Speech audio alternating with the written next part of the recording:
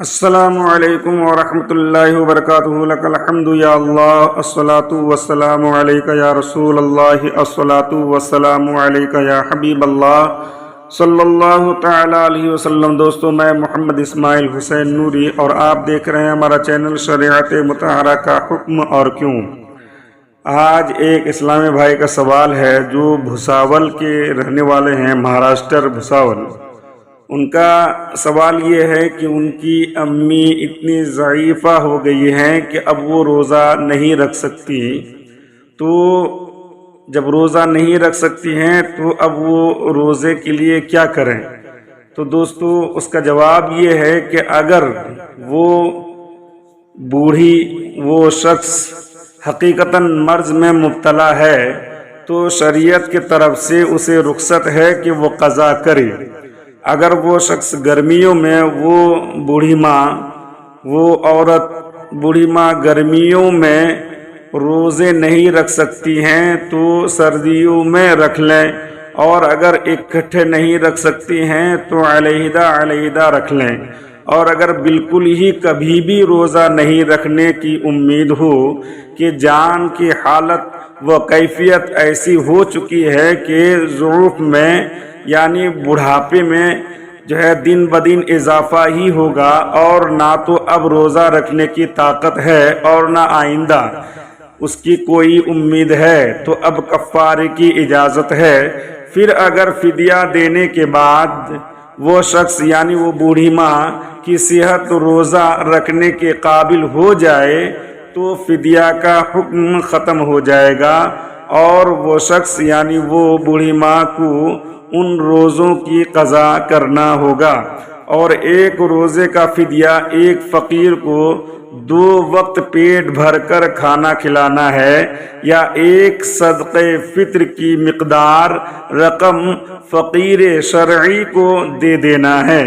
آج کل بہت سارے ایسے فقیر ہو چکے ہیں، نکل گئے ہیں، جو اپنا دھندا بنا لیے ہیں، ان کو نہ دے بلکہ فقیر شرعی کو دے۔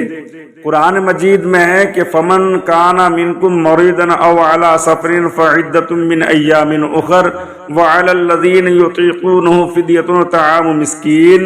ترجمہ یہ ہے کہ تم میں جو کوئی بیمار یا سفر میں ہو تو اتنے روزے اور ان دنوں میں، اور جنہیں اس کی طاقت نہ ہو وہ بدلا دیں، ایک مسکین کا کھانا۔ اس آیت کے تحت مفتی احمد یار خان نعیمی علیہ الرحمہ فرماتے ہیں، اس سے مراد وہ شخص ہے جس میں اب بھی روزہ رکھنے کی طاقت نہ ہو اور آئندہ آنے کی امید نہ ہو، جیسے بہت ضعیف بوڑھا یا مرض موت میں مبتلا، اور اگر کفارہ دینے کے بعد طاقت آ گئی تو پھر روزہ قضا کرنا ہوگا، جیسا کہ کنز العمال میں ما تفسیر نور العرفان پارہ نمبر 2 سورہ بقرہ آیت نمبر 184 میں ذکر ہے۔ اور ہدایہ میں یہ ہے کہ اگر فدیہ دینے کے بعد روزہ رکھنے پر قادر ہو گیا تو فدیہ کا حکم باطل ہو جائے گا اور اس پر روزوں کی قضا فرض ہے۔ ہدایہ جلد 4 کتاب الصوم ومن کان مریضا فی رمضان صفحہ نمبر 84۔ فتویٰ رضویہ میں ہے کہ غرض یہ ہے کہ کفارہ اس وقت ہے کہ روزہ نہ گرمی میں رکھ سکیں نہ جاڑے میں رکھ سکیں، نہ لگاتار رکھ سکیں نہ متفرق، اور جس عذر کے سبب طاقت نہ ہو، اس عذر کے جانے کی امید بھی نہ ہو تو کفارہ دے۔ فتویٰ رضویہ جلد 10 پیج نمبر 547۔ بہار شریعت جلد اول میں ہے کہ ہر روزہ کے بدلے میں فدیہ یعنی دونوں وقت ایک مسکین کو بھر پیٹ کھانا کھلانا اس پر واجب ہے، یا ہر روزہ کے بدلے میں صدقہ فطر کی مقدار ایک مسکین کو دے دے۔ بہار شریعت پیج نمبر 1006۔ واللہ عالم بالصواب۔ السلام علیکم ورحمۃ اللہ وبرکاتہ۔